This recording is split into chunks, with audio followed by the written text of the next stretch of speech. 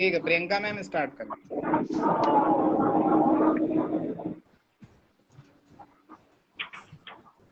सभी को मेरा नमस्कार।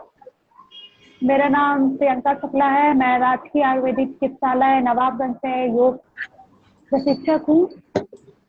आज हमारा 365वां वेबिनार जो हमारा चल रहा है उसका 21वां महासत्र है। इस वेबिनार में आज हमारे साथ, हमारे सौभाग्य की बहुत बड़ी बात है कि हमारे साथ दो हमारे चीफ गेस्ट आज जुड़े हुए हैं। ये हमारा सौभाग्य से भी परम सौभाग्य की बात है और जो दोनों चीफ गेस्ट हैं वो हमारी लाइफ से बहुत ज्यादा जुड़े हुए हैं। इसलिए मैं ज्यादा टाइम न लेते हुए सबसे पहले इस वेबिनार को और पॉजिटिविटी और अच्छे तरीके से बनाने के लिए सबसे पहले हम लोग अपने इष्टदेव को ध्यान करेंगे। उसके बाद तुरंत हम वेबिनार पे जो हमारे चीफ गेस्ट हैं उनकी ज्ञान गंगा को आगे बढ़ाएंगे। चलिए सभी लोग बैकबोन को स्ट्रेट कर लें, आईज क्लोज, दोनों हाथों को ज्ञान मुद्रा में अपनी जंघा पे रख लेंगे। बाहर की सभी बातों से अपने आप को समेट लीजिए। सिर्फ अपने शरीर को ही नहीं समेटना है, अपने मन को भी 2 मिनट के लिए अपने दोनों एब्रोज के बीच में पॉइंट ऑफ लाइट जहाँ पे बिंदी लगाते हैं वहां पे अपने आप को स्थिर करना है।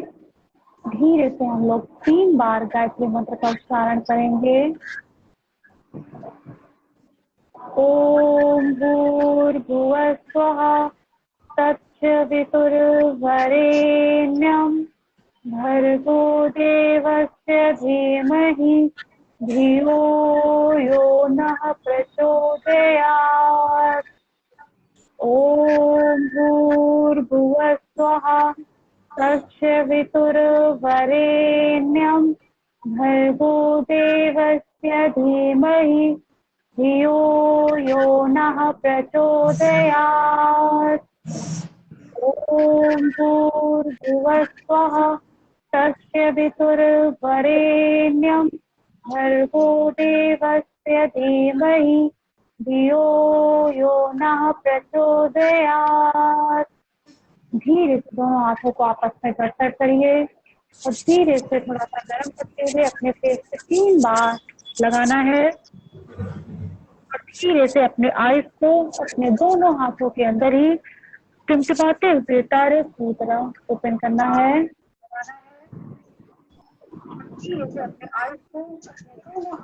आज हमारे जो गेस्ट हैं मैं उनका इंट्रोडक्शन करना चाहूंगी। हमारे साथ हैं डॉक्टर अरुण जैन जी। सर आपको मेरा नमस्कार। जो कि जो हमारे साथ डॉक्टर अरुणा जैन जी हैं वो हमारी एस्ट्रोलॉजी है और जो कि मैम हमारी राजस्थान दिल्ली से है, दिल्ली से हैं, जो कि आज हमारे ज्योतिष की जानकारी के लिए हमारे साथ जुड़ी हुई है। इसलिए हम मैम आप चाहेंगे कि ज्यादा टाइम न लेते हुए आई एम सो एक्साइटेड कि आप ज्योतिष शास्त्र हमें ज्ञान देंगी और जो भी हमारे साथ जुड़े हुए वो भी बहुत ज्यादा एक्साइटेड हैं ज्योतिष को लेके। और जो हमारे दूसरे डॉक्टर हैं डॉक्टर अनिल रावत रावे, सर आपको भी मेरा नमस्कार। सर आज आपका भी पॉइंट कुछ कम नहीं है, हमारी लाइफ स्टाइल को लेकर अपने जीवन में कैसे व्यवस्थित करें ये भी हमारे लिए बहुत इम्पोर्टेंट है। तो आज के लिए हमारे सभी आयु वर्ग के लोगों के लिए जो हमारी लाइफ स्टाइल आज हमारी अव्यवस्थित हो गई है उसको कैसे सुव्यवस्थित करें, तो सर हम चाहते हैं कि बहुत अच्छे से आज आप इस लाइफ स्टाइल की जो भी चर्चा है अच्छे से चर्चा करें। सभी को मेरा नमस्कार। डीएम सर से आगे रिक्वेस्ट करूंगी वो आगे की श्रृंखला को आगे बढ़ाएं। Thank you so much. धन्यवाद Priyanka ma'am. Thank you sir. है एक कोइंसिडेंस कि आज दो वक्ता हमारे साथ हैं। एक दिल्ली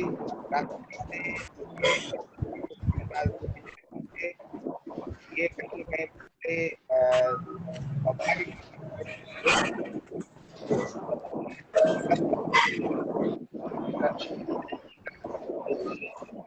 आज आपकी वॉइस नहीं आ रही है।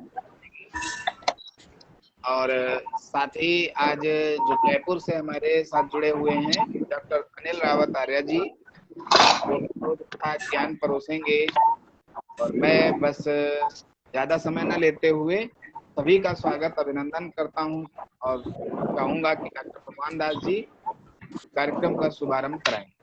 धन्यवाद। धन्यवाद शुक्ला जी।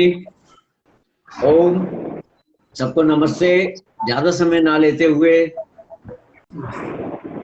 मैं सबको हार्दिक अभिनंदन, जो हमारे प्रवक्ता हैं अरुणा जी व अनिल जी। और अब इस सत्र को एक गति देते हुए मैं प्रार्थना करूंगा कि तुरंत अनुपम जी दोनों प्रवक्ताओं का स्वागत करें और सत्र को शीघ्र अतिशीघ्र आरंभ करने की। सभी को हमारा प्रणाम।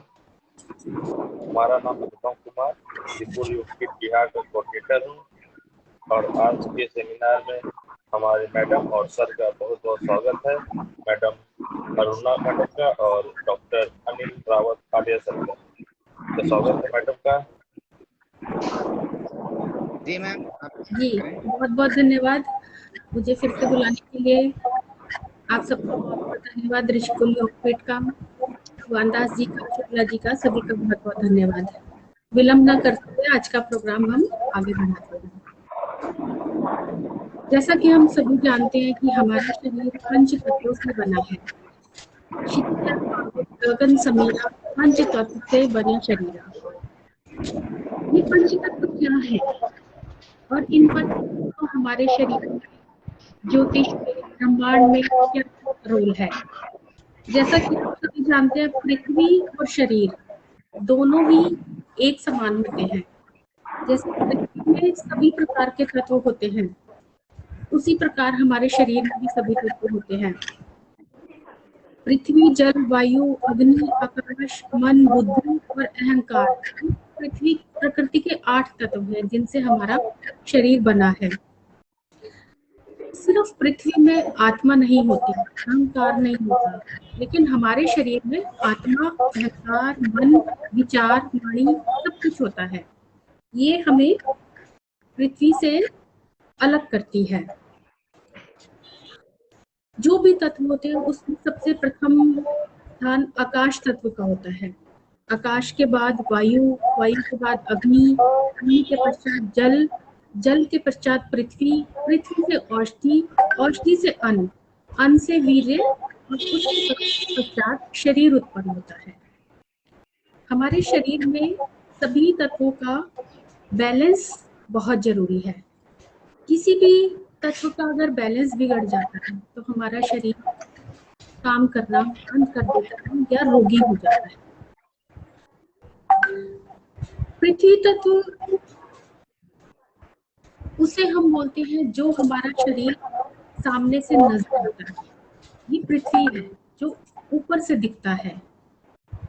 उसके अंदर सभी तत्वों का समावेश होता है।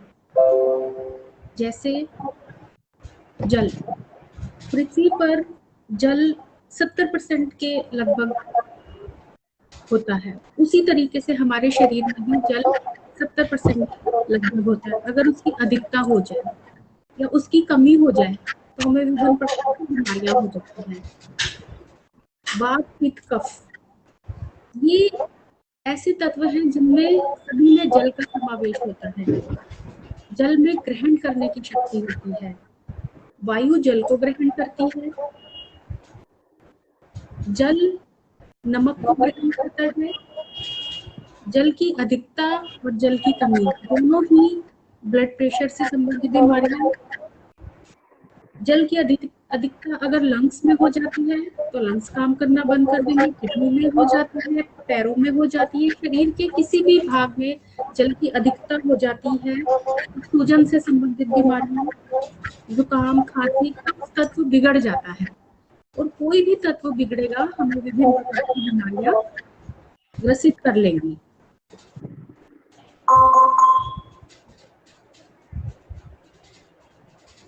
जल का हमारे शरीर में बहुत ही अधिक इम्पोर्टेंट स्थान है।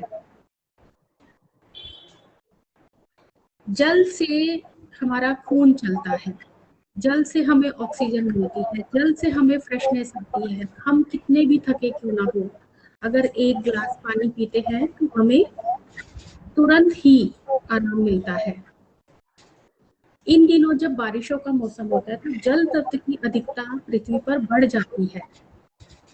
सूर्य नहीं आता, तरह तरह की घटनाएं होती हैं, बाढ़ आना, पेड़ों का टूट कर गिर जाना, पृथ्वी का कटाव, पहाड़ों का नदियों में मिल जाना, तो जल गदला हो जाता है। जिस प्रकार ये जल गदला होता है उसी प्रकार हमारे शरीर का खून गदला हो जाता है। अगर हम ऐसे तत्व भोजन में ग्रहण करते हैं, उन तत्वों को ग्रहण करने की वजह से जब हमारा खून गदला होता है तो हमें कोलेस्ट्रॉल, विभिन्न प्रकार के ऐसी बीमारियां हो जाती है जो हमारे हार्मोन्स को इम्बैलेंस कर देती है।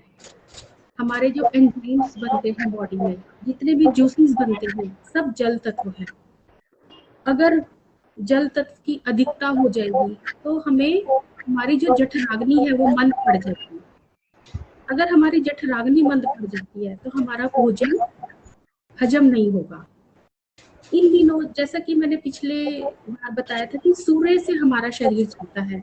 इन दिनों जब पूरा सूर्य की पावर कम होती है, हमारे शरीर को गर्मी की आवश्यकता होती है, हमारे शरीर में गर्मी की कमी हो जाती है। जब हमारे शरीर की जठराग्नि कम होगी तो हमारा भोजन का पचन नहीं होगा। अगर भोजन का पचन नहीं होगा तो हमें तरह तरह की बीमारियां ग्रसित करेंगी। सभी प्रकार के रस, सभी प्रकार के एंजाइम्स जल से ही उत्पन्न होते हैं। जल का हमारे शरीर में बैलेंस करना बहुत ही आवश्यक है। जितने ही हमारे छिद्र हैं उनमें जो तरह तरह के कीटाणु, जीवाणु, विषाणु प्रवेश कर जाते हैं। हम किसी गंदी जगह पर जाते हैं, मिट्टी चढ़ जाती है, हम पसीने के रूप में जो शरीर से गंदा जल निकालते हैं वो एक तरह से हमारे शरीर से विषैले तत्वों का निकास करती है। आपने देखा होगा कि बरसात आने से पहले कोई भी गवर्नमेंट अपने यहाँ के नदी, अपने यहाँ के नाले, गटर सफाई करना शुरू कर देती है, क्योंकि अगर जल की अधिकता होगी और गटर साफ नहीं होंगे तो सब जगह बाढ़ आएगी। उसी प्रकार बरसात आने से पहले, जो बरसात का मौसम होता है, उससे पहले अगर हम अपने शरीर को तैयार कर लेते हैं बरसात के मौसम में अपने आप को स्वस्थ रखने के लिए, तो हमें अपने शरीर में गर्मी बढ़ानी है। और गर्मी कैसे होगी? योग से और हल्के भोजन से। बरसातों में हमारा लीवर मंद पड़ जाता है। जितना हम सुपाच्य भोजन करेंगे, जितना हम लाइट खाना खाएंगे, हम उतना ठीक रहेंगे। हरी सब्जियों का सेवन करेंगे, योग करेंगे, प्राणायाम करेंगे, उतना हम स्वस्थ रहेंगे। अग्नि तत्व जो होता है वो हमारे शरीर का तापमान, हमारे शरीर की ऊष्मा, हमारे शरीर की गर्माहट, शरीर का बल और शक्ति, इन सबको ठीक रखता है। किसी भी तत्व का बैलेंस अधिक हो जाना, कम हो जाना, किसी भी तत्व की अधिकता बढ़ जाना, कम हो जाना हमारे शरीर को खराब कर देती है। जल बढ़ जाएगा तो कफ बढ़ जाएगा, अग्नि बढ़ जाएगी तो ज्वर आ जाएगा, कफ बढ़ जाएगा तो हमें तरह तरह की बीमारियां, लंग्स से संबंधित बीमारियां हमें घेर लेंगी। वायु अगर बढ़ जाएगी तो वात रोग हमें घेर लेगा। हर तरीके का, वायु का, जल का, पृथ्वी का, अग्नि का, हर तरीके का बैलेंस बहुत जरूरी है, जिसमें हमें योग, प्राणायाम, नियम, ये सब हमें सुविधा देते हैं कि हम अपने शरीर का बैलेंस बनाएं। जल की अधिकता है, आप योग कीजिए, पसीने के रूप में उसे बाहर निकालिए, क्योंकि अधिक जल अधिक नमक को अपने अंदर रख लेता है। अधिक नमक से आप सभी जानते हैं ब्लड प्रेशर संबंधित बीमारियां होगी, हमारे हृदय को खराब करेगा, हमारे पैरों में स्वेलिंग देगा, हमारी किडनी को खराब करेगा। तो जब भी बरसातें आती है, जल तत्व की अधिकता होती है, तो हमें स्वयं ही नमक कम खाना चाहिए, मीठा कम खाना चाहिए, ऐसे पदार्थों का सेवन करना चाहिए जो हमारी बॉडी में गर्मी को संभाल कर रखे।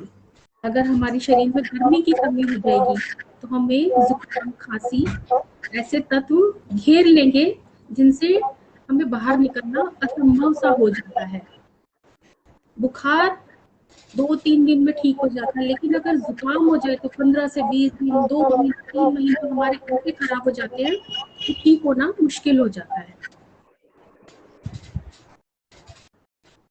अब हम बात करेंगे पित्त की, पित्त प्रकृति की। पित्त प्रकृति क्यों होती है? पित्त प्रकृति तब होती है अगर हमारे शरीर में ताप बढ़ जाए, गर्मियां, हमारे शरीर में गर्मी अधिक बढ़े, गर्मी अधिक बढ़ेगी तो बीपी अधिक बढ़ेगा, थकान बहुत होगी, सर में दर्द होगा, पेट में परेशानी शुरू हो जाएगी। हमें वात, पित्त, कफ इन तीनों का बैलेंस बहुत जरूरी, बहुत ही संयमित तरीके से करना है। हम जो भी खाते हैं, हम जो भी पीते हैं, उसका हजम होना बहुत जरूरी है। अगर भोजन नहीं पचेगा तो शरीर में धातु नहीं बनेगी, अस्थि, रस, मज्जा कुछ भी नहीं बनेगा। और शरीर का तापमान अगर बैलेंस नहीं होगा, शरीर धीरे धीरे ठंडा पड़ने लगेगा और एक दिन इतना अधिक ठंडा हो जाएगा। ठंडापन किसे कहते हैं? जब हमें बुढ़ापा होता है। बुढ़ापे में क्या होता है? हमारा पाचन क्रिया मंद पड़ जाता है, तो धीरे धीरे शरीर सिकुड़ने लगता है, शरीर की जितनी भी गतिविधियां हैं वो मंद पड़ जाती हैं और धीरे धीरे हमारा शरीर बिल्कुल ठंडा होता है। ठंडा होने का मतलब है मृत्यु। तो शरीर में अग्नि, जल, वायु इन सब का बैलेंस बनना बहुत जरूरी है। अब हम बात करेंगे जो इन दिनों बारिशों का मौसम चल रहा है, बीमारियों का मौसम चल रहा है, तो अपने आप को हम कैसे बचाकर चलें?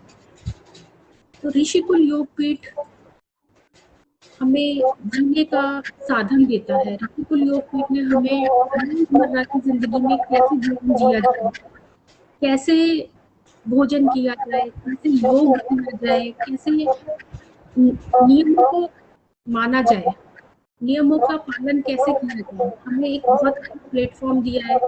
हमें रोज 1 घंटा ऐसा दिया है जिंदगी का 24 घंटे में से जिसमें हम जीना सीखते हैं। हमें रोज नए नए तरीके के प्रवचन कह लीजिए या समझाया जाता है। हम इस उम्र में आके भी हमें बहुत कुछ समझने की जरूरत है। तो ऋषिकुल योगपीठ ने हमें ऐसा प्लेटफॉर्म दिया है कि जहाँ पर हम बड़ी ही आसान तरीके से बहुत सारी चीजों को समझ सकते हैं। जीवन में बैलेंस बहुत जरूरी है। छोटा सा एग्जाम्पल देती हूँ।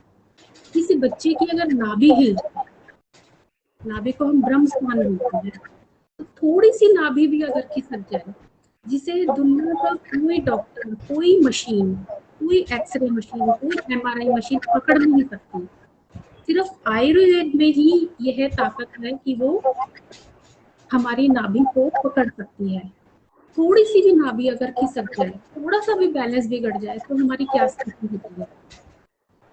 या तो हमें भूख लगना बंद हो जाएगी, या हमें इतने ज्यादा पेट की संबंधित परेशानियां हो जाएंगी जो हमें समझ ही नहीं आएंगी। और उसे हमारे जो महान जिन्होंने नस नाड़ियों का ज्ञान दिया है हम सबको, हम बड़ी आसानी से उसे पकड़ सकते हैं और उतनी ही आसानी से उसे ठीक कर सकते हैं। ये सिर्फ आयुर्वेद में ही ज्ञान है। दुनिया में किसी देश में नाभि को, नाभि चक्र को, धरण को नहीं माना जाता। सिर्फ ये भारत में ही ऐसी विद्या है जिसे हमारे पुराने ऋषि मुनियों ने इस परंपरा को आगे बढ़ाया और आने वाली पीढ़ी को दोनों हाथों से प्रदान कर रही है। हमारे जो पुराने ऋषि मुनि थे, महर्षि चरक, जिन्होंने चरक संहिता का निर्माण किया, उन्होंने तरह तरह की जड़ी बूटियों का समावेश बनाकर तरह तरह की औषधियां बनाई। आज हम ज्योतिष में जो प्लैनेट हमारा खराब है, चंद्रमा खराब है, मंगल खराब है, बुध खराब है, उनसे संबंधित औषधियों को अपने रोजमर्रा के जीवन में उपयोग करके अपनी बीमारियों को दूर कर सकते हैं। जैसे खांसी जुकाम है, खांसी जुकाम हम लेते हैं हमारे बुध से, हमारा श्वसन तंत्र, हमारा ENT, गला खराब होगा, कानों में प्रॉब्लम होगी, नाक में प्रॉब्लम आएगी। अगर हमारा श्वसन तंत्र खराब है तो हमारा बुध खराब होगा, और बुध को हम लेते हैं तुलसी से। बुध खराब है, तुलसी की चाय पिएंगे, या हम ऐसी जड़ी बूटियों का प्रयोग करेंगे जिससे हमारा खांसी जुकाम सब ठीक हो जाता है। तो हम कितनी आसानी से किसी प्लैनेट को किसी पौधे से जोड़ करके उसके लिए हम ऐसा समाधान खोज सकते हैं कि बहुत ही आसानी से हम उस बीमारी को ठीक कर सकते हैं। शनि वात रोग देता है, तो शनि एक ठंडा ग्रह है, वायु वाला ग्रह है, तो शनि को ठीक करने के लिए हम बॉडी में गर्मी बढ़ाएंगे। गर्मी कौन देता है? सूर्य। शनि खराब होने से विटामिन डी की कमी होती है, हमारे शरीर में कैल्शियम की कमी होती है, तो हम क्या करेंगे? सुबह की धूप में बैठेंगे, सूर्य की धूप लेंगे और शरीर में विटामिन डी की कमी को पूरा करेंगे। तो हम कितनी आसानी से बिना अधिक पैसे खर्च किए अपनी बीमारियों के बारे में जान सकते हैं और उसे आयुर्वेद के द्वारा, ज्योतिष की मदद से ठीक कर सकते हैं। मंगल खराब है, मंगल की अधिकता हो गई तो गर्मी बढ़ गई। मंगल का एंटी प्लैनेट कौन हो गया? जल। तो जल को अधिक हम पी करके अपना पेट संतुलित कर सकते हैं। तो इस तरीके से हम ज्योतिष को और आयुर्वेद को अगर साथ लेकर चलते हैं तो हमारी जिंदगी की बहुत सारी परेशानियां स्वतः ही दूर हो जाएंगी। कर्म योगी धर्म योगी, जैसा मैंने पिछली बार कहा था, कर्म कीजिए धर्म के अनुसार, शुभ कर्म कीजिए शुभ फल लीजिए। ऋषिकुल योगपीठ हमें यही प्रेरणा देता है, धर्म को मानो, योग को मानो, पुराने ऋषि मुनियों की रिसर्च को मानो और जिंदगी में आगे बढ़ो। बहुत बहुत धन्यवाद करना चाहूंगी, आप सबका बहुत बहुत धन्यवाद। और बहुत बहुत धन्यवाद आपका भी अरुणा मैम कि आप समय पर आए और आज बहुत जानकारी प्रदान हमारे दर्शकों के लिए, श्रोतागण के लिए। बहुत बहुत आभार आपका। आज दूसरा लगातार इधर आपने और आज हमारा वेबिनार चल रहा है, इसलिए आपने अपना दिया। और ऐसा विदित है पहले से कि डॉक्टर भगवान दास जी का भी कहना है कि आपका 21 तारीख को हर महीने की तिथि को आपको जो है आना है हमारे मंच पर। तो बहुत बहुत आभार और धन्यवाद। और अपने ज्यादा धन्यवाद। मैं अरुणा जी का हार्दिक धन्यवाद देता हूँ। तो मैं चाहूंगा अरुणा जी आप भी थोड़ा सा बने रहें, आप भी अभी अगर समय से ही कार्यक्रम संपन्न हो जाएगा, कोई दिक्कत नहीं होगी किसी को। ठीक है, स्वागत है डॉक्टर अनिल जी का, आप आए। धन्यवाद। धन्यवाद। मैं सबसे पहले तो ऋषिकुल योगपीठ को धन्यवाद देना चाहता हूँ, जो कि एक अच्छा कार्यक्रम इस तरह से नियमित रूप से संचालित कर रहे हैं। ये एक बड़ा पुण्य का कार्य है और इसके माध्यम से मैं डॉक्टर अरुणा जी को सुन रहा था, बड़ा अच्छा लगा। इन्होंने पंच महाभूत की क्या शानदार व्याख्या की और उनका किस तरह से ग्रहों से संबंध बताया। धन्यवाद, आपने मुझे एक बहुत अच्छी नॉलेज मिली इसमें, तो आपका बहुत बहुत धन्यवाद। और अब मेरा पार्ट मिला है, आज लाइफ स्टाइल के ऊपर मुझे पार्ट मिला है और मैं बहुत एक्साइटेड हूँ लाइफ स्टाइल के बारे में बताने के लिए। कारण क्या है कि लाइफ स्टाइल को हमारे योग की भाषा में बोलते जीवनचर्या। आपके जीवन जीने की जो, जैसे कहते हैं आदतें, जीवन जीने की जो आदतें हैं उनको जीवनचर्या बोलते हैं, means life style. Life style के बारे में हम बात करें, उसको समझना है, क्योंकि सारा खेल ही लाइफ स्टाइल का। व्यक्ति दुखी भी लाइफ स्टाइल से होता है और सुखी भी लाइफ स्टाइल से होता है। तो इसलिए लाइफ स्टाइल वाले टॉपिक को लेकर के मैं बहुत एक्साइटेड हूँ, उत्साहित हूँ यहाँ पे। और मैं सबसे पहले आपको बताना चाहूंगा लाइफ स्टाइल में हम क्या क्या चीजों को शामिल करते हैं। जैसे मैंने बताया जीवनचर्या, सिंपल भाषा में सामान्य रूप में हम समझे, सुबह उठने से लेकर के अगले दिन सुबह उठने तक, पॉइंट समझिएगा, सुबह उठने से लेकर के अगले दिन सुबह उठने तक, यानी पूरी 24 घंटे की जो दिनचर्या है हमारी, वो पूरी हमारी जीवनचर्या या लाइफ स्टाइल आती है। अब आप कहेंगे सुबह उठने तक मैंने क्यों बोला, क्योंकि मैं आगे बात करूंगा इसमें क्या क्या चीजें आती हैं। अब लाइफ स्टाइल में क्या क्या चीजें हमारे सम्मिलित होती है, मेजर हम बात करेंगे। पहला होता है हमारा सोना, नींद। सोने का समय हो गया, किस तरह की नींद आ रही है आपको, वो सारा पॉइंट हो गया। आप सोते समय क्या करते हो, सो रहे हैं, उठ रहे हैं, कितने बजे उठ रहे हैं, है ना, कितना समय है, नियमित रूप से कितना उठ रहे हैं, ये सारा आपका सोने की दिनचर्या हो गई। नींद कैसे आ रही है, सोते समय सपने आ रहे हैं, जो मैंने आपको बोला था ना, सुबह उठने तक। सुबह उठने तक का मतलब ये है कि आपकी नींद कैसी है, नींद में थॉट्स किस तरह के आ रहे हैं, सपने आते हैं तो किस तरह के आ रहे हैं नहीं आ रहे हैं, सुबह उठते समय आपको क्या फीलिंग होती है, क्या अनुभव होता है, वो सारी चीजें निर्भर करती है आपकी पूरी दिनचर्या पर, जीवनचर्या लाइफ स्टाइल पर। दूसरा हमारा खाना, आहार। आहार में भी अगेन समय, किस समय आप क्या चीज खा रहे हैं, उसकी क्या आवश्यकता है, किस तरह से खा रहे हैं, खाने का तरीका जो है आपका, वो सब चीजें आती है हमारी। हमारा व्यायाम, हमारा विचार, थॉट प्रोसेस, जो हमारा विचार चलता है वो भी हमारी लाइफ स्टाइल में आता है ना। मैं बताऊंगा आगे कैसे। और बहुत सारी चीजें आती हैं इसमें साथ में, हमारा रहन सहन, हम किन लोगों के साथ रह रहे हैं, हमारा टाइम मैनेजमेंट कैसा है, ये सब चीजें जो है हमारे लाइफ स्टाइल में आते हैं। मोटा मोटी हम इसको ऐसे समझें। अब लाइफ स्टाइल अच्छी है तो व्यक्ति स्वस्थ है, प्रसन्न है, और लाइफ स्टाइल खराब है तो व्यक्ति दुखी है, परेशान है। क्यों? क्योंकि इसको एक सिंपल उसमें समझते हैं हम। WHO, विश्व स्वास्थ्य संगठन, ये कहता है कि दुनिया में जितनी इस समय बीमारियां हैं, चाहे वो जानलेवा बीमारियां हैं या और कुछ भी, किसी भी तरह की बीमारियां हैं, उनमें से 70% बीमारियां हमारे खराब दिनचर्या और हमारे खराब खान पान का नतीजा है। ये चीज है। अब हर व्यक्ति स्वस्थ होना चाहता है, तो इसका सिंपल सा तरीका, लाइफ स्टाइल सुधार लो। तो इन्होंने बहुत बढ़िया पॉइंट पकड़ा है ऋषिकुल योगपीठ संस्था ने, कि लाइफ स्टाइल सुधार लो। एक ही बार में व्यक्ति को पूरा मतलब दे दो कि भाई ऐसे आपको फिट होना है। हालांकि टॉपिक बहुत बड़ा है, इसकी एक एक टॉपिक पे मतलब बहुत डीप स्टडी होती है, डीप डिस्कशन होता है। जैसे नींद पर, इन पर, सब पर डिस्कशन डीप होता है। तो पॉइंट क्या है, हमें समझना है। अब हर व्यक्ति सुखी होना चाहता है, कहा भी गया पहला सुख निरोगी काया, ठीक है।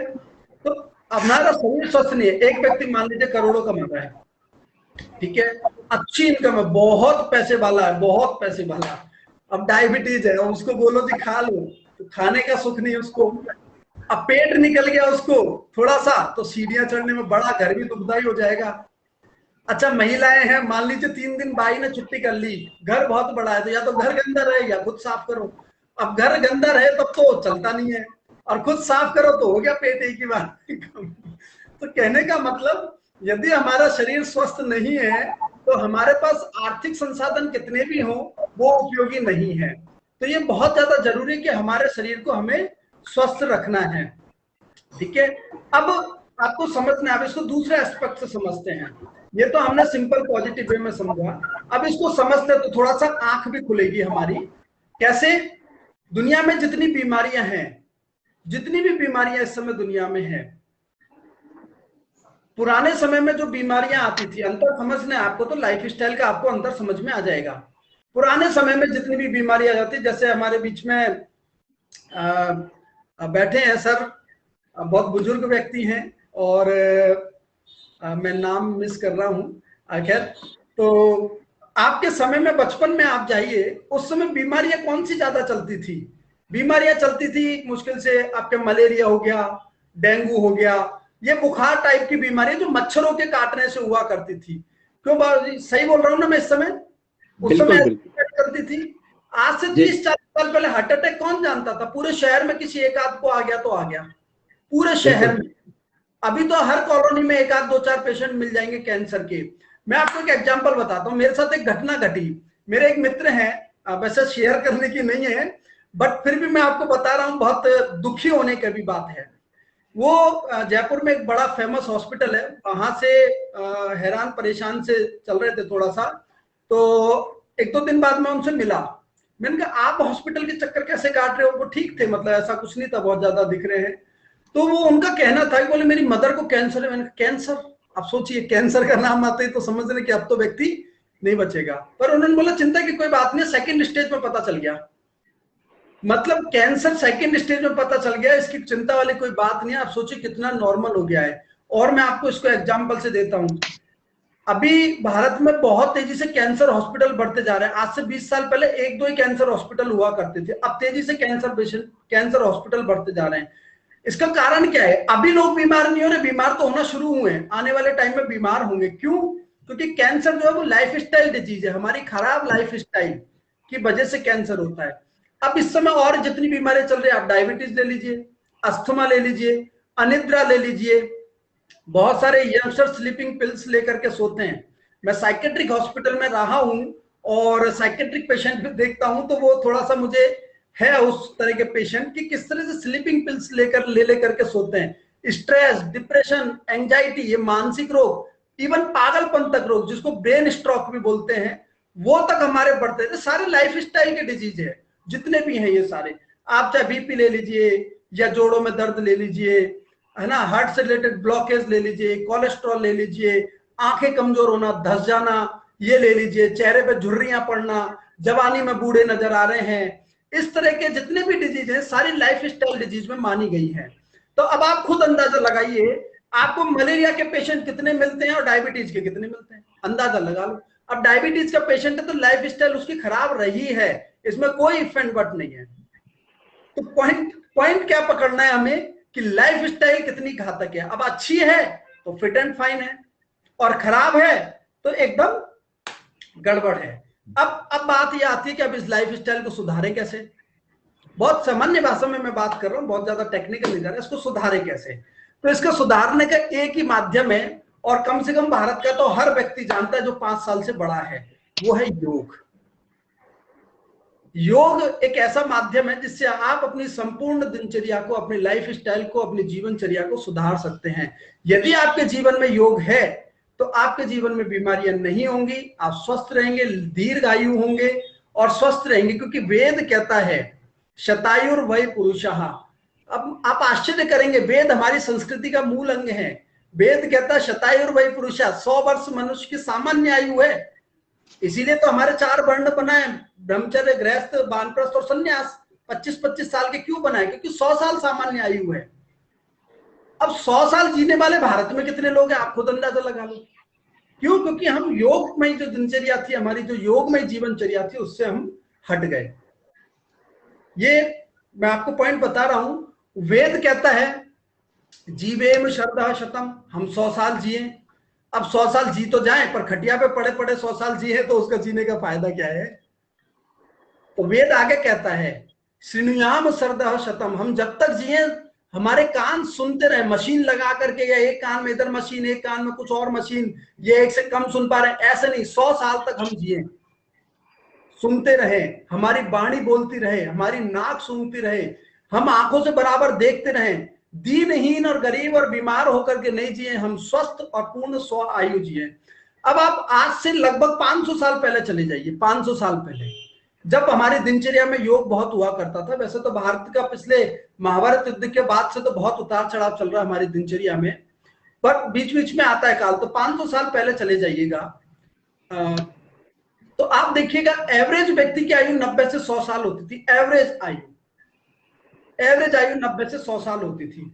अब वो आयु क्यों होती थी? और बीमारियां भी बहुत कम होती थी। पुराने समय में हमने कोई बीमारी नहीं सुना कि हाँ, कुछ एक बीमारियां होती थी, टाइफाइड जिसको राज यक्षमा बोलते थे, ये इस तरह के बुखार है। तो ये बुखार तो मौसम की वजह से या फिर कोई मच्छर वगैरह की इस तरह की वजह से चलते रहते हैं। ये बीमारियां तो सदा से चलती रही हैं, पर इतनी बीमारियां अब पहली बार हुई जो हमारी खराब दिनचर्या की वजह से होती हैं। तो पॉइंट आपको समझना है यहाँ पे सभी को कि अब योग कैसे कर सकता है। तो दिनचर्या मैंने आपको बताया, पहले के समय में योग हमारे जीवन में ज्यादा नहीं, हमारे दादाजी की उम्र में चले जाइए, है ना, ज्यादा नहीं तो हमारे दादाजी की उम्र, या मैं कई बार बोलता हूं, मेरे पिताजी जो हैं, हमारे पिताजी लगभग 55-60 साल के, हम जो जितने भी कॉल पर हैं, हमें ऑलमोस्ट आपको छोड़ करके, आप तो हमारे पिताजी की उम्र के हैं। बट कभी आप तुलना करिएगा जितनी कैपेसिटी के साथ वो आज 60 साल 65 साल 55 साल की एज में काम कर रहे हैं, उतना हम हमारी जवानी की एज में काम नहीं कर पा रहे। ये क्या, इसका मूल कारण क्या है? हमारा खराब लाइफ स्टाइल। अब आप समझिए इसको कैसे। सबसे पहले हम लेते हैं नींद को। योग में, अब मैं आपको बताया तो योग में सिर्फ अनुलोम विलोम और या कपालभाति या 2-4 आसन कर लेने का नाम योग नहीं है। योग संपूर्ण जीवनचर्या है, जिसमें सुबह उठने से लेकर के सुबह अगली उठने तक, अगेन 24 घंटे की पूरी दिनचर्या। इवन महर्षि पतंजलि कहते हैं आपके विचार, क्योंकि योग मन को नियंत्रण करके परमात्मा की प्राप्ति तक का माध्यम है। तो वो पूरे संसाधन देता है आपको, जिससे आप अपना मन कंट्रोल कर सकें, माइंड को कंट्रोल। यदि मनोविज्ञान की भाषा में बोले तो माइंड कंट्रोल टेक्निक्स है योग। क्या है? माइंड कंट्रोल टेक्निक है, मन को नियंत्रण में करने का साधन है योग। आप सभी जानते हैं योगा चित्त वृत्ति निरुद्ध की अवस्था जब आती है योग, तो वो योग है। योग क्या है? जो चित्त की वृत्तियों को निरुद्ध अवस्था में ले जाए, यानी परमात्मा का साक्षात्कार करा दे। ये साधन ये जो रास्ता चल रहा है, मार्ग चल रहा है, दैट इज योग। वो योग है ना। उसमें आसन प्राणायाम एक पार्ट है ना। अब जैसे आप समझिएगा, मैं बीच बीच में थोड़ा कनेक्ट भी आपको करता रहूंगा अष्टांग योग से भी। तो ऐसा नहीं कि आसन प्राणायाम जरूरी नहीं है, आसन प्राणायाम भी एक पार्ट है, वो भी महत्वपूर्ण है, उनका अपना है। अब 2 पार्ट चलते हैं इसमें, 2 योग के 2 पार्ट चलते हैं। अब आप ध्यान से समझिएगा, एक होता है व्यावहारिक, एक होता है प्रायोगिक। व्यावहारिक और प्रायोगिक। प्रायोगिक में क्या क्या आता है? आसन, प्राणायाम, धारणा, ध्यान और समाधि, ये प्रायोगिक रूप हो गया। यम और नियम, ये व्यावहारिक रूप हो गया। यम और नियम, जो अष्टांग योग की हम बात करें, जो महर्षि पतंजलि ने अष्टांग मार्ग दिया है, उसमें यम और नियम, अहिंसा, सत्य, अस्तेय, ब्रह्मचर्य, अपरिग्रह और शौच, संतोष, तप, स्वाध्याय, ईश्वर, प्राणिधान, ये जो है ये हमारे व्यावहारिक वो है, व्यक्तिगत व्यावहारिक और सामाजिक व्यावहारिक। तो यम सामाजिक रूप से व्यावहारिक है, व्यक्तिगत हमारे जो नियम है वो हमारे व्यक्तिगत व्यावहारिक है। जैसे ईश्वर प्राणिधान नियम है। अब यदि हम नियमित रूप से ईश्वर का ध्यान करते हैं सुबह, जिसको मेडिटेशन बोलते हैं, हालांकि मेडिटेशन एक अलग प्रैक्टिस है। मेडिटेशन जब हम लगातार मन को नियंत्रण में करते हैं और मन स्थिर हो जाता है हमारा बिना किसी बाधा के, उसको बोलते हैं मेडिटेशन, ध्यान। और जब हम अभ्यास करते रहते हैं, इसको बोलते हैं कॉन्सेंट्रेशन, यानी धारणा। तो हम में से मैक्सिमम लोग धारणा का ही अभ्यास करते हैं, बट हम सामान्य भाषा में इसको, अभी व्यावहारिक भाषा में हम ले रहे हैं इसको ईश्वर प्राणिधान, यानी भगवान का हम नियमित रूप से जब ध्यान करते हैं, चाहे वो मंत्र के माध्यम से करें, पूजा पाठ के माध्यम से करें, जो भी आपके आराध्या, जिस भी माध्यम से हम उसका ध्यान करें, तो क्या होता है? ईश्वर का ध्यान करने से, हम जिसका ध्यान कर रहे हैं उसकी उपासना करने से उसके गुण हमारे अंदर आने लगते हैं। अब बताइए, ईश्वर अत्याचारी है या दयालु है? स्वाभाविक रूप से ईश्वर अत्याचारी तो है नहीं, दयालु है। तो हमारे अंदर कौन सा गुण विकसित होगा? दया का। अब दया का गुण विकसित होगा तो क्या हम अत्याचार और अपराध में लिप्त होंगे? स्वाभाविक रूप से नहीं होंगे। तो ये एक व्यावहारिक रूप है। तो ये इस तरह से आंतरिक बदलाव आता है। जब हम ईश्वर का ध्यान करते हैं तो हमारे अंदर सत्व गुण बढ़ता है, सत्व गुण। अब सत्व गुण जिसके बढ़ता है वो व्यक्ति मतलब सरल व्यक्ति होता है, सहनशील होता है, और उसकी दिनचर्या इस तरह की हो जाती है, ऑटोमेटिकली उसकी दिनचर्या इस तरह की होती है कि वो लाइफस्टाइल, अच्छी लाइफस्टाइल जीता है। उसकी उल्टा सीधा खाने की इच्छा नहीं होगी, है ना। उसकी बोलने में संतुलित रहेगा, ठीक है। सोने, उठने, पहनने, हर चीज में वो व्यवस्थित रहेगा, व्यवस्थित। ये नैसर्गिक है, मतलब प्राकृतिक है, ये होगा ही होगा। ये हमारी बॉडी के हार्मोनल प्रक्रिया इस तरह से हो जाती है। तो ये एक मैंने आपको योग का बताया, व्यावहारिक और प्रायोगिक रूप। तो योग कैसे संतुलित करता है, इसके एक एग्जांपल दिया। अब आपको समझना लाइफ स्टाइल में नींद में योग का और इस तरह से क्या रोल है। अब जो हमने 5-6 पॉइंट लाइफ स्टाइल के देखे थे, उसके एक एक पॉइंट पर डिस्कस करते हैं। नींद, सत्व, रज और तम, 3 गुण होते हैं, ये तो आप सभी जानते हैं। सात रजो तमोगुण जो होता है, तमोगुण जब बढ़ता है तो हमारे में आलस्य बढ़ता है। है ना, सुस्ती आती है, आलस आता है, चिड़चिड़ापन आता है। जब रजोगुण बढ़ता है तो हमारे अंदर एनर्जी आती है और विकार पैदा होते हैं। विकार कैसे? जैसे घूमने फिरने की इच्छा ज्यादा होने लगती है। इसको विकार नहीं बोलेंगे हम, क्षमा चाहता हूं, पर इस तरह की इच्छा होती है। मनोरंजन में रुचि होने लगती है, घूमने फिरने की इच्छा होती है ना, सांसारिक चीजों में रुचि ज्यादा होती है, धन कमाने की बहुत ज्यादा इच्छा होती है। तो इस तरह से होती है। ऐसा नहीं गलत है, देखिए ना तमोगुण गलत है ना रजोगुण गलत है, दोनों में से कोई गलत नहीं है। आवश्यकता अनुसार सबका होना जरूरी है, इसलिए वो प्रकृति में है। यदि जरूरी नहीं होता तो ईश्वर बनाता ही नहीं है गुण, तो वो है। तो तमोगुण, रजोगुण। और तीसरा होता है सत्वगुण। सत्वगुण वाले व्यक्ति का मन होता है हल्का महसूस करता है, उसको प्रकाश होता है अंदर से, उसका एक दिव्यता का उदय होता है उसके अंदर, और बहुत सारी चीजें उनको धर्मवान होता है, प्रसन्न रहता है, सहनशील होता है ना, चेहरे पे चमक तेज रहती है। अब नींद का इससे क्या संबंध है, अब आपको समझना है। नींद जितना लेट तक जगेंगे आप और जितना सुबह लेट उठेंगे, जितना लेट तक रात में जगेंगे, तो रात में जैसे अभी डॉक्टर अरुणा मैम ने बताया, बात जो होता है हमारे शरीर में, रात में बात बढ़ता है। तो स्वाभाविक रूप से बात बढ़ेगा तो रजोगुण बढ़ेगा, बात बढ़ेगा तो रजोगुण बढ़ेगा, ठीक है। अब सुबह जब रात में लेट सोएगा तो सुबह उठेगा लेट। अब सुबह कफ बड़ा होता है, तो जब कफ बढ़ेगा तो तमोगुण बढ़ेगा। तो हमारे अंदर सत्वगुण घटता है, रजोगुण और तमोगुण बढ़ता है। स्पेशली आप देखिएगा यंगस्टर्स जो है, जो युवा लोग हैं, उनकी लेट तक जगने की प्रवृत्ति है और सुबह तक लेट तक उठने की प्रवृत्ति है। तो आप उनको बोलिएगा कि आप बैठ के ध्यान करो, तो उनकी प्रवृत्ति क्या होगी? उनकी एक ही प्रवृत्ति होगी, वो बोलेंगे कि ये ध्यान और पूजा पाठ ये तो बुजुर्गों का कहना है, हमारा थोड़ी, अभी तो एंजॉय कर ले लाइफ को ऐसे बोलते हैं, जबकि युवाओं को सबसे ज्यादा जरूरत होती है इस चीज की, और आज के समय में तो और भी ज्यादा है। खैर, तो एनीवे, तो ये चीज समझनी है। ये इफेक्ट किस चीज को? आप लेट तक जगे, लेट तक उठे, तो आपका इफेक्ट चेंज हो गया। अब आपकी भौतिकतावादी की तरफ ज्यादा जाएगी और आध्यात्मिक प्रवृत्ति कम होगी, तो डेफिनेटली अपराध प्रवृत्ति बढ़ेगी। तो अपराध प्रवृत्ति बढ़ेगी, और जब अपराध प्रवृत्ति बढ़ेगी और दिनचर्या आपकी डिस्टर्ब होगी, तो आपको नींद नहीं आने की समस्या भी होगी। अब लेट तक उठेंगे, नियम क्या कहता है? अब जो पेट है आपका, पेट ये क्या कहता है? ब्रह्म मुहूर्त में, यानी सूरज उगने से पहले पहले आपका पेट साफ हो जाना चाहिए। अब पेट साफ नहीं होगा तो क्या होगा? सूरज उगेगा, सूरज की रोशनी बढ़ेगी, तो कफ के साथ साथ पित्त भी बढ़ने लगेगा, तो जो मल अंदर पड़ा है वो सड़ के और गैस और एसिडिटी में बदलेगा। तो परिणाम क्या होगा? गैस एसिडिटी होगी और चिड़चिड़ापन आएगा। अब आएगा ही चिड़चिड़ापन।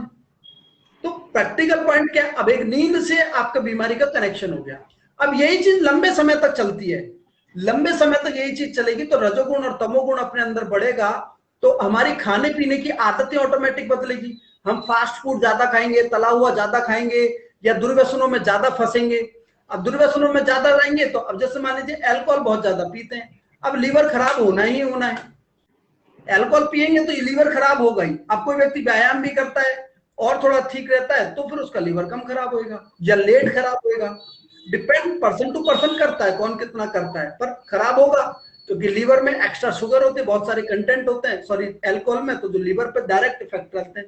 अब लीवर फैटी लीवर होगा, लीवर पे फैट चढ़ेगा तो कोलेस्ट्रॉल बढ़ेगा, कोलेस्ट्रॉल बढ़ेगा तो ब्लॉकेज बढ़ेंगे, हार्ट अटैक की संभावनाएं बढ़ेंगी। तो पॉइंट कहां से हुआ? लेट। अब गैस्ट्रिक ट्रबल होएगा, तो गैस्ट्रिक ट्रबल होने से ब्लड इम्प्योर होने लगता है, रक्त शुद्ध नहीं होता, रक्त दूषित होने लगता है। अब दूषित रक्त हमारे शरीर में जाएगा तो स्किन की प्रॉब्लम शुरू होगी, ब्रेन को ऑक्सीजन नहीं मिलेगी तो अगेन स्ट्रेस और डिप्रेशन बढ़ेगा। तो प्रैक्टिकल पॉइंट, एक नींद से कितना बड़ा इफेक्ट हो गया। अब वही इसका उल्टा लो, आप 10 से 11 बजे के बीच में सो रहे हैं, आज के समय में 11 बजे भी आप सो जाते हैं, तो 5 बजे आप उठ सकते हैं आराम से। 6 घंटे की नींद पर्याप्त होती है सभी को। अब हमारे में ज्यादातर के साथ समस्या क्या, मेरे को बहुत सारे लोग मिलते हैं, सर 6 घंटे से क्या होगा, 8-9 घंटे तो कम से कम सोएं। अब 8-9 घंटे सोने की जरूरत किनको होती है? जिनको बिस्तर के जाने के बाद सोने में तो आधा घंटा लगता है, दिन में रात में एक बार नींद खुलती है, और सुबह जब तक 1 घंटे इधर उधर बिस्तर पे डोल नहीं ले है ना, एसी के हवा निकाले आराम से थोड़ा मस्त, तब तक तो नींद पूरी होती नहीं है। तो नींद का नियम यह है कि आप बिस्तर पे जाएं, 2 से 5 मिनट, अधिकतम 5 मिनट के अंदर अंदर आपको नींद आ जानी चाहिए। बिस्तर पे तभी जाएं आप जब गहरी नींद आने लग जाए, बिस्तर पे जाए। जैसे ही नींद खुली 5 मिनट के अंदर अंदर तुरंत स्फूर्ति से उठ गए। ये सात्विक वृत्ति जिसकी होती है ना, उसकी नींद ऐसी होती है। अब पुराने जमाने में आप जाओ, चाहे हमारे पिताजी हो, दादाजी हो, सब ब्रह्म मुहूर्त में उठते थे, 9-10 बजे के आसपास सो जाते थे, 4-4:30 बजे उठते थे, नियम था उनका।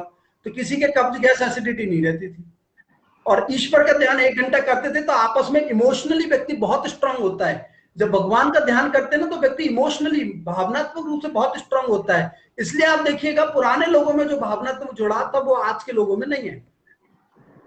अब भावनात्मक जुड़ाव नहीं है तो व्यक्ति अपने मन की बात शेयर नहीं कर पाता, तो अंदर ही अंदर घुटता है, और अंदर ही अंदर घुटने से स्ट्रेस और डिप्रेशन बढ़ता है, एंजाइटी बढ़ती है, ब्रेन स्ट्रोक बढ़ते हैं, हार्ट अटैक के केसेस बढ़ते हैं। तो ये क्या है, ये एक नींद का फैक्टर मैंने बताया। तो 6 घंटे, अब ऐसे एक ही टॉपिक पे बहुत लंबा हम जा सकते हैं, बट हमारे पास टाइम शॉर्ट है, इसलिए मैं नेक्स्ट टॉपिक पे आऊंगा। अब हमारा खाना, खाने में 2 चीजें ध्यान रखनी होती है, पहला सात्विकता, दूसरा पौष्टिकता। कैसे?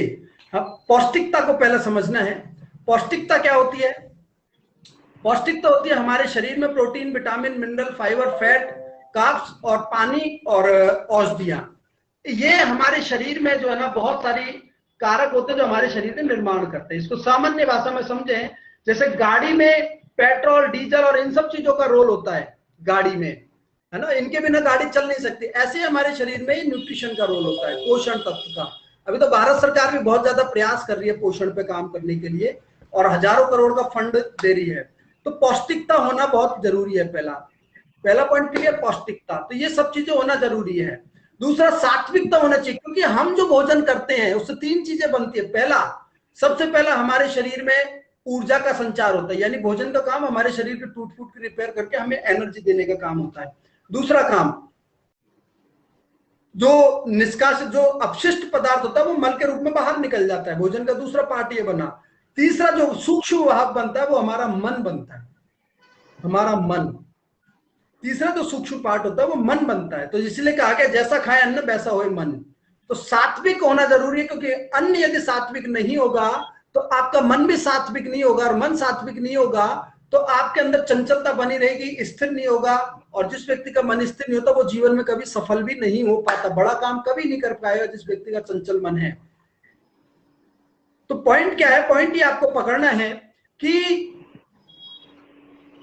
खाने का, तो पौष्टिकता और सात्विकता। अब इसमें क्या है आप समझिएगा, प्रोटीन सोया से भी मिलता है, सोया प्रोटीन दुनिया का बेस्ट प्रोटीन माना जाता है, और प्रोटीन नॉनवेज से भी मिलता है। पॉइंट समझना आपको, सोयाबीन से भी प्रोटीन मिलता है ना, और नॉनवेज से भी मिलता है। ठीक है, सोया का बेस्ट प्रोटीन माना जाता है, पर ऐसा कहते हैं कि नॉनवेज खाने वालों में प्रोटीन की कमी नहीं होती। ये एक अलग फैक्ट है, प्रोटीन की कमी उनमें भी बहुत होती है। बट अब नॉनवेज, मुझे बताइए, नॉनवेज क्या अहिंसात्मक दृष्टि से मिल सकता है? नहीं, जब तक आप किसी की हत्या नहीं करेंगे, हिंसा नहीं करेंगे, नॉनवेज नहीं मिलेगा। और नॉनवेज अपने आप में पूरे दुनिया के फूड जो लिटरेचर है, आहार का जो साहित्य है, उसमें कहीं भी ऐसा नहीं है कि नॉनवेज को सात्विक फूड की संज्ञा दी गई हो। अब प्रोटीन वहां से भी मिल रहा है, प्रोटीन सोए से भी मिल रहा है। सोए से लेंगे तो प्लांट बेस्ड प्रोटीन होता है, नेचुरल प्रोटीन होता है, और आप उससे लेंगे नॉनवेज से तो वो अननेचुरल होता है, बहुत सारा उसमें केमिकल ऑलरेडी मिल चुका होता है क्योंकि बॉडी में है। अब वो बॉडी में जाएगा तो बॉडी में सात्विकता नहीं होगा, दुनिया भर की बीमारी लेकर के आएगा। तो पॉइंट समझ गए, प्रोटीन वहां से भी मिल रहा है, वहां से भी मिल रहा है, तो आपको वहां से लेना है प्रोटीन। ये एक अलग मैटर है कि किस व्यक्ति को कितनी आवश्यकता है, किस तरह से लेना है, वो एक अलग कंसर्न है, बट ये आपको समझना है। जैसे अब जो आपको कार्ब्स चाहिए, सिंपल कार्ब्स जिसको बोलते हैं, ग्लूकोज अपन जो बोलते हैं बॉडी में, सिंपल कार्ब्स ग्लूकोज के रूप में आता है, वो हमें अनाज से भी मिलता है और हमें फास्ट फूड से भी मिलता है। अब यहां पे मैं बात कर रहा हूं सात्विकता और पौष्टिकता। अब अनाज से आप खाएंगे, अनाज से आप खाएंगे तो सात्विक होगा, और फास्ट फूड से खाएंगे तो फास्ट फूड तो वैसे ही सड़ा हुआ खाना है और स्पाइस से तल चुका है, तो उसमें नेचुरल कंटेंट तो कुछ बचा ही नहीं है। तो उससे जो कार्ब्स मिलेंगे, कार्ब्स तो मिल जाएंगे आपको उससे भी, बट वो कार्ब्स कौन से? बैड कार्ब्स हमारी बॉडी को डिस्टर्ब करते हैं, पहली चीज। तो दूसरी चीज, वो तला भुना स्पाइसी में आ जाता है तो हमारे बॉडी के नेचुरल सिस्टम को, हमारे सेलुलर सिस्टम को, कोशिकीय संरचना को डिस्टर्ब करते हैं, नष्ट भ्रष्ट करते हैं। तो वो क्या करेंगे? हमारी सात्विकता को खत्म करके हमारे अंदर रजोगुण और तमोगुण बढ़ाएंगे। तो रजोगुण और तमोगुण बढ़ाएंगे तो डेफिनेटली हम अनहेल्दी लाइफ स्टाइल की तरफ जाएंगे। तो ये हमारे आहार का रोल हुआ। तीसरा पॉइंट आता है हमारा व्यवहार, आचार और व्यवहार जिसको बोलते हैं। ये बहुत डिपेंड करता है, हमारा खाना और नींद पे भी व्यवहार डिपेंड करता है, पर व्यवहार अपने आप एक साधना है। जैसे मान लीजिए किसी व्यक्ति ने आपको गाली दी, मैं आपको एक महर्षि दयानंद का एग्जांपल देता हूं। 7 दिन तक एक व्यक्ति आता और उनके आश्रम में उनको गाली दे करके चला जाता, कुछ जितना दुनिया भर का जितना अपशब्द कह सकता था कहता रहता, 7 दिन तक लगातार कहता रहा। अब 7वें दिन शाम को क्या हुआ, वो तो चला गया और पीछे से कुछ जो ऋषि के जो भक्त थे वो कहीं मिठाई वगैरह ऐसे बहुत सारे लिया। अब ऋषि खुद तो खाते नहीं थे, उन्होंने कहा किसको दें, तो वो इतने में वो व्यक्ति आ गया गाली देने के लिए, अगले दिन फिर गाली देने के लिए। तो अब ऋषि ने उसको अंदर बुला लिया, आजा भैया। अब वो अंदर आया तो अंदर आकर के वो डरता डरता गया कि आज तो मेरा काम होगा, पर उसको प्यार से बिठाया और खूब मिठाई विठाई उसको खिलाई, और उन्होंने जो उसको गाली देते थे उसके बारे में एक शब्द भी नहीं बोला। ऐसे बोला तू रोज आया कर यहाँ पे, मेरे पास बहुत सारा पुष्कल है, मिठाइयां हैं, सारा है, खूब खा, हष्टपुष्ट रहे और चला जा। 7 दिन तक वो गया, कुछ भी नहीं बोला उन्होंने, और उन्होंने उसको प्रेम से खिलाते रहे। तो वो व्यक्ति अपना हृदय परिवर्तन उसने कर लिया।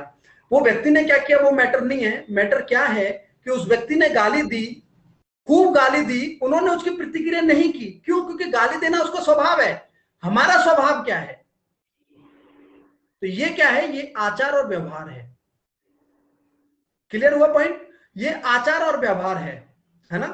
तो दोनों में ये चीज समझना। ऐसे बहुत सारे फैक्टर्स आते हैं, महात्मा बुद्ध का भी ऐसा बहुत सारा एग्जांपल आता है। तो बहुत जितने भी महापुरुष इस समय इस दुनिया में हैं, या जितने भी टॉप सक्सेसफुल पर्सनैलिटी हैं, बिजनेसमैन, बिजनेस टाइकून्स की भी मैं बात करूं आज के समय में, तो उनका भी नेचर इसी तरह का होता है। कोई उनको कुछ बोल जाता ज्यादा ध्यान नहीं देते, हाँ ठीक है भाई तू तेरा भुगतेगा। अरे जिसने जो बोला है वो भुगतेगा ना, ईश्वर की न्याय व्यवस्था में। आप क्यों भुगताना चाह रहे हो उसको? आप जो करोगे आप भुगतोगे, वो जो करेगा वो भुगतेगा। अब ये प्रवृत्ति क्या आती है? हमारे आचार और व्यवहार की प्रवृत्ति आती है। अब जिसका इस तरह से व्यवहार, इसको बोलते हैं सात्विक व्यवहार। वो ही व्यक्ति सहन कर सकता है जिसकी प्रवृत्ति सात्विक है।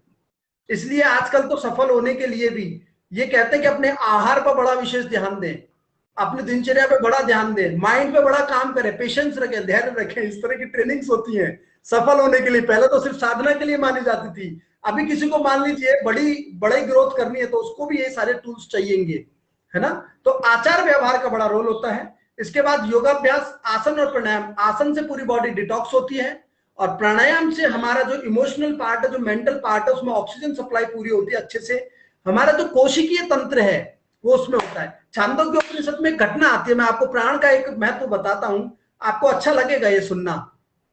छांदोग्य उपनिषद में ऋषि कहते हैं देवासुर संग्राम हुआ। देवासुर संग्राम क्या है? आसुरी प्रवृत्तियां और अच्छी प्रवृत्तियां, देवीय प्रवृत्तियों का आपस में संघर्ष, जो हमारे अंतर्मन में हमेशा चलता रहता है लगभग। तो देवासुर संग्राम हुआ, और जब देवासुर संग्राम हुआ तो असुर ज्यादा शक्तिशाली थे, देवता उनसे हारने लगे, तो वो डर के भागे हमारी इंद्रियों के पास। सबसे पहले वो कान के पास गए, ये उपनिषद में ऋषि वर्णन करते हैं। सबसे पहले कान के पास गए तो असुरों ने कान को बीध दिया, यानी उसको हरा दिया। देवता वहां से भागे, नाक के पास गए, नाक को भी हरा दिया। मुंह के पास गए, जीभ के पास गए, इनको भी हरा दिया। आंखों के पास गए, इनको भी हरा दिया। हाथ पैर समस्त शरीर के पास गए, इनको सबको हरा दिया। इसका मतलब क्या हुआ? आप देख लीजिए, आप शरीर से अच्छा काम भी कर सकते हैं, बुरा काम भी कर सकते हैं। आप आंखों से अच्छा भी देख सकते हैं, बुरा भी देख सकते हैं। कानों से अच्छा भी सुन सकते हैं, बुरा भी सुन सकते हैं, है ना? तो पॉइंट क्या है? ये हमारा आता है। अब इसमें क्या रोल होता है? तो अब अंत में देवता कहां पहुंचे? अंत में देवता पहुंचे प्राण की शरण में। प्राण की शरण में देवता पहुंचे, और प्राण की शरण में जब देवता पहुंचे तो असुरों ने पूरा जोर लगा लिया, पूरी ताकत लगा ली, प्राण को नहीं हरा पाए। इसलिए जो व्यक्ति प्राणायाम करता है, आप देखिएगा उसके अंदर से विकार नष्ट होते हैं। इसलिए महर्षि मनु कहते हैं दयन्ते ध्यायमाना नाम धातु नाम यथा मलाह तथेन्द्रियाणाम दोषः प्राणस्य निग्रहात्। यानी जैसे अग्नि आदि में तपाने से इंद्रिय आदि, सोने आदि धातुओं के दोष नष्ट हो जाते हैं, ऐसे प्राणायाम रूपी अग्नि में तपने से हमारे शरीर के सारे दोष नष्ट हो जाते हैं, हमारे मन के सारे विकार नष्ट हो जाते हैं। तो इसलिए प्राणायाम का बहुत बड़ा रोल है। और प्राणायाम पूरी दुनिया में, पूरे विश्व में, पूरी सृष्टि में जो दिव्य ताकत है, दिव्य शक्ति है, वो प्राण ही है। तो प्राणायाम जब उस दिव्य शक्ति को भी जगाते हैं तो असाधारण क्षमता भी आती है हमारे अंदर, और हमारी प्रवृत्ति भी बहुत अच्छी होती है। तो योगाभ्यास दैनिक बहुत जरूरी है। व्यायाम भी दिनचर्या में आता है। है ना। और इसके बाद आहार मैंने आपको बता ही दिया, विचार मैंने आपको बता दिया। हाँ, थॉट का भी आपको ध्यान रखना है, कोई भी गलत विचार इस दिमाग में नहीं घुसने पाए। तो इसके लिए आपको क्या करना है, अब आपको क्या करना है, इसके लिए मैं पूरा आपको एक शेड्यूल बना देता हूँ पूरा, राइट। आप सभी समझना चाहेंगे कि अब इसको प्रैक्टिकली इंप्लीमेंट कैसे कैसे करना है। तो आप चाहे तो जिसके पास डायरी पेन है वो चाहे तो लिख सकते हैं, मैंने पूरा एक खाका तैयार कर रखा है। सबसे पहले आपको अपना टाइम शेड्यूल बनाना है। टाइम शेड्यूल आपको अपना बनाना है, यानी समयबद्धता आपको टाइम मैनेजमेंट के हिसाब से बनाना है। वो कैसे बनाना है आपको टाइम मैनेजमेंट, सुबह उठने से लेकर के रात को सोने तक की पूरी दिनचर्या आपकी लिखी हुई होनी चाहिए डायरी में। आप चाहे तो मैं आपको दिखा सकता हूं, जो मैं आपको बोल रहा हूं खुद भी फॉलो करने की कोशिश करता हूं। ये आज 21 जुलाई है, ये मेरा लिखा हुआ है पूरा शेड्यूल। ये 22 जुलाई है, कल का पहले लिख लिया है मैंने, है ना। तो ऐसा नहीं है कि जो आपको बता रहे हैं वो हम भी कोशिश करते हैं फॉलो करने की, हम भी आपके जैसे ही हैं, कोशिश करते हैं पूरा। तो आपको दिनचर्या सेट करनी है, सुबह 5 बजे उठना है, ओके। 15 मिनट आपको वॉक करनी है, पानी पीना है, ब्रश करना है, मोशन बनेगा आपको। लास्ट 15 मिनट आपको सपोज करिए 5:30 बजे तक आपको दिनचर्या से फ्री हो जाना है। 5:30 से 6 आपको व्यायाम करना है। 6 से 6:30 आपको नहा धो करके 15 मिनट ध्यान करना है। 6:30 से 7 आपको बुक पढ़नी है, ये मैं मेरे हिसाब से बता रहा हूं, आपको बुक पढ़नी है। या जैसे महिलाएं हैं तो उनको किचन में जाकर के चाय वाय बनानी है, तो 6:30 तक ध्यान करके फिर किचन में जाए, ठीक है, ऐसा कुछ करें। तो ये एक दिनचर्या व्यवस्थित करने। उसके बाद आपके पास शेड्यूल होना चाहिए, जो वर्किंग है उनको कितना काम किस चीज के लिए देना है, ऐसे पूरा। अपने नाश्ते का समय फिक्स होना चाहिए। पानी आपको कितनी देर में पीना है, पानी की बोतल अपने साथ में रखिए, जैसे मैंने रखी हुई है ना। तो आप पानी बराबर पीते रहिए, क्योंकि पानी बहुत जरूरी है ना। और अरे वाह, एक बार अरुणा दीदी के लिए ताली बजाएंगे, अच्छा है। हम खुद फॉलो करेंगे तभी तो आपको बता पाएंगे, तो हम कोशिश करते हैं मैक्सिमम चीजें फॉलो करने की। तो अब जैसे आपने किया, आपको इसमें आपके लिए जैसे सुबह व्यायाम का समय था, ध्यान का समय था, बुक रीडिंग, अच्छी अच्छी बुक पढ़िए, यूट्यूब पे अच्छे वीडियोस देखिए। मैं सजेस्ट करूंगा वीडियोस देखने के बजाय यदि आप प्रेफर करेंगे बुक पढ़ना तो ज्यादा अच्छा है। अरे क्या बात है, क्या बात है। बहुत बहुत धन्यवाद जी। तो आप ये दिनचर्या को करिए। शाम का आधा समय अपनी फैमिली के लिए टाइम निकालिए, आधा घंटे 1 घंटे, थोड़ा घूमने के लिए। परिवार भी जरूरी है, सांसारिक जीवन में है तो सांसारिक भी बहुत जरूरी है, और परिवार के लिए भी समय निकालिए, थोड़ा हैप्पीनेस, थोड़ा मन भी खुलेगा। और थोड़ा गेम्स के लिए भी समय निकालिए, थोड़ा अपने रुचि के लिए भी। रुचि के लिए रोज नहीं निकाल सके आप, रुचि मतलब हॉबीज के लिए, या तो आप संडे टू संडे निकाल सकते हैं। 7 दिन में एक बार निकालिए, जिसमें आपको बजाना पसंद है, खेलना पसंद है, कूदना पसंद है, घंटों तक बुक पढ़ना पसंद है, घंटों तक ध्यान करना पसंद, जो आपको पसंद है वो करिए, निकालिए टाइम इसके लिए। जीवन इतना, मनुष्य जीवन इतना आसानी से नहीं मिलता है, उसको जिंदगी को भरपूर दीजिए, खुश रहिए। आप खुश रहेंगे तो खुशियां ही समाज में फैलेंगी, और आप प्रसन्न नहीं रहेंगे तो प्रसन्नता नहीं फैल पाएगी। तो ये आपको है, आपको कोई लिखना है, योगाभ्यास, सोशल वर्क यदि आपको पसंद है तो आप सोशल वर्क के लिए भी टाइम निकाल सकते हैं। तो जो चीज आप निकाल सकते हैं, पूरा अपनी दिनचर्या को व्यवस्थित रखिए, हर चीज के लिए समय निकालिए। सोने का समय फिक्स रखिए, जैसे आपको 12 बजे लंच करना है तो मतलब 12 बजे आपको लंच करना है। 12 से 12:30 आपका लंच का टाइम है, स्किप हो गया तो अब नेक्स्ट 4 बजे जो हमारा हाई टी का टाइम होगा वही लेंगे, बीच में लंच नहीं करिए। इतना स्ट्रिक्ट जब आप रखेंगे तब आप देखिएगा जो विभिन्नता हमारे शरीर में होते बहुत अच्छी होती है, और बीमारी, कोसों तक बीमारियां नहीं रहेंगी हमारी। जो नॉर्मल छुटपुट समस्याएं वो चलती रहेंगी, वो एक अलग है। बट आप इसका बहुत ध्यान रखिएगा। तो लाइफ स्टाइल टॉपिक में मैंने थोड़ा 5-7 मिनट ओवर ले लिया है, तो मैं क्षमा चाहता हूँ इसके लिए। बट मैं समझता हूँ जो मैसेज आपको ऋषिकुल योगपीठ के माध्यम से हम देना चाह रहे हैं, वो मैसेज आपको पूरा गया है कि लाइफ स्टाइल का कितना बड़ा रोल है, क्या क्या चीजें उसमें शामिल है, कैसे हम उसमें प्रभाव डालते हैं और कैसे हम उसमें बदलाव कर सकते हैं। किसी का कोई क्वेश्चन हो और यदि समय की अनुमति हो तो क्वेश्चन हम ले सकते हैं। यस, ओवर टू यू अनुपम जी। धन्यवाद जी। भगवान दास जी, कोई प्रश्न हो तो बोल सकते हैं, अन्यथा कार्यक्रम को विराम की तरफ बढ़ते हैं। मैं धन्यवाद देना चाहूंगी अमित जी का, जो बड़ी सरलता के साथ उन्होंने हमें जीवन जीने की कला सिखाई।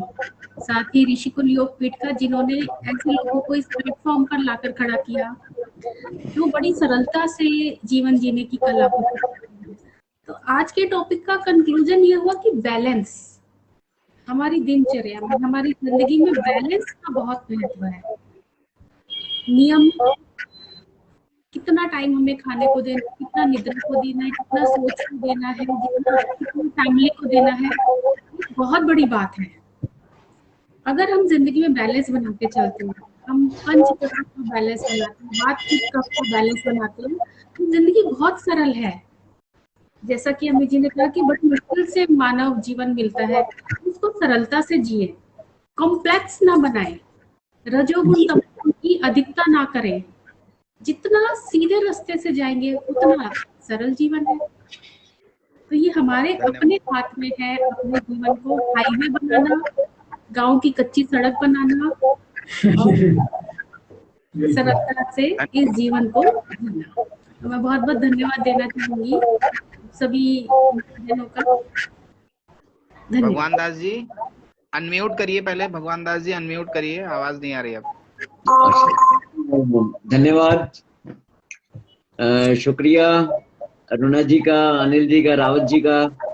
जी सर। आज का सत्र तो बड़ा ही लाजवाब रहा। आज अनिल जी ने बिल्कुल WHO से शुरू कर हमारे संस्कार और संस्कारों से सारा का सारा विवरण निकाल दिया और हमें प्राचीन युग में ले गए। इसमें कोई संशय नहीं है कि अगर हम अपने दिनचर्या को स्वस्थ और लाभकारी बनाना चाहते हैं तो योग का माध्यम बनाएं और प्राकृतिक को जो है, जो हमारी और अरुणा जी ने बतलाया कि ज्योतिष को प्राकृतिक से जोड़कर हम अपने जीवन को कैसे सरल और सहज बना सकते हैं, इस चीज के लिए मैं दोनों का हार्दिक धन्यवाद करता हूं और आशा करता हूं कि भविष्य में ऋषिकुल योग पीठ ऐसे ऐसे प्रवक्ता जिनका ज्ञान का सागर लबालब भरा हुआ है और झलकाते रहें और इस ज्ञान गंगा को पवित्र करते रहें। उसके साथ साथ मैं सबका अपने परिवार के सहित ऋषिकुल योग परिवार की तरफ से आप दोनों का हार्दिक धन्यवाद देता हूं। स्वीकार करें, नमन। और आप तो हमें धन्यवाद नहीं, आशीर्वाद दीजिए अपना। वो तो हमेशा ही रहेगा। जो इस फील्ड में उतर जाता है, बस उसके ऊपर चारों तरफ से ही जो है ना जी, बस बरखाएं होने लग जाती हैं। बस कोई ऐसी चिंता वाली बात नहीं है। ये तो बहुत अच्छा और सरल मार्ग है। इसको सरल भी कह सकते हैं, कठिन मार्ग भी कह सकते हैं, मगर अपनी अपनी दृष्टि है। अगर आप इसको सरल करना चाहते हैं तो बस खुद भी सरल हो जाएं जी। बस अगर आप सरल हो गए तो सारी आपने ज्ञान गंगा शब्द का इस्तेमाल किया, तो जल तत्व का हमारे जीवन में सबसे ज्यादा महत्व है। 70% जल हमारे पृथ्वी पे, हमारे शरीर में। शीतलता बहुत जरूरी है, आशीर्वाद रूपी शीतलता बहुत जरूरी है। आप सभी गुरुजनों का आशीर्वाद रहे, शीतलता रहे, यही हम जिंदगी में सबसे प्रार्थना करेंगे। धन्यवाद शुक्ला जी, धन्यवाद दें और इस सत्र को विराम देने।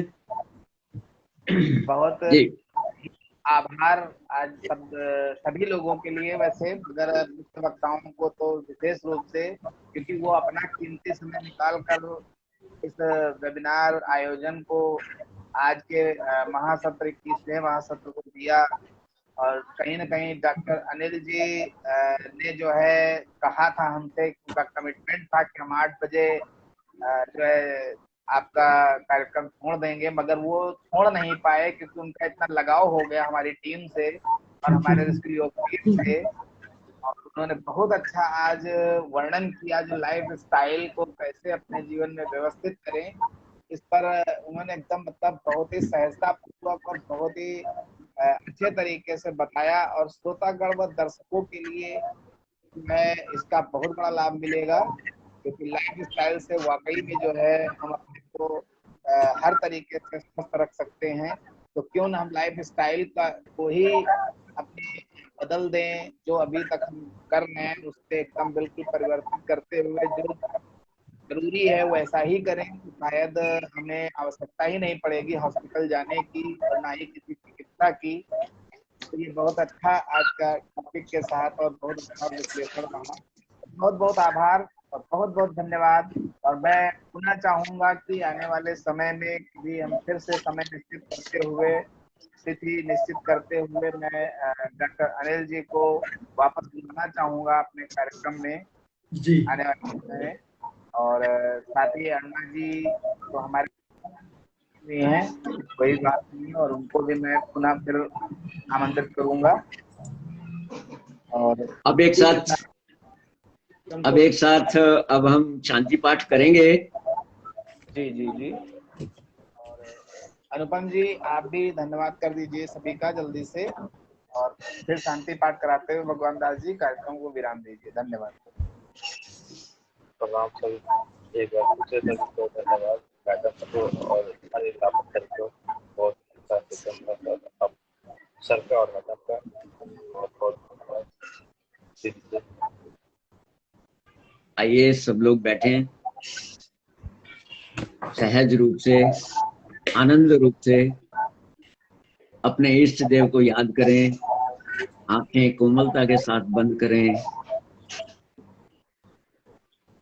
ओम द्यो शांति अंतरिक्षं शांति पृथ्वी शांतिरापा शांतिरोषधयः शांति वनस्पतयः शांति विश्वे देवा शांति महाशांति सर्वं शांति शांतिरेव शांति सामा शांतिरेधि ओम शांति शांति शांति। नमस्ते सबको, नमन। कल का सत्र इसी समय 7 बजे आरंभ होगा। आप सबको बड़ी खुशी के साथ इस सत्र को प्यार से सुनने का प्रयास करें और बड़ी खुशी के साथ इस सत्र के अंदर शामिल हों। इसी के साथ मैं भगवान दास दिल्ली कोऑर्डिनेटर सब धन्यवाद देता हूँ। धन्यवाद सभी को।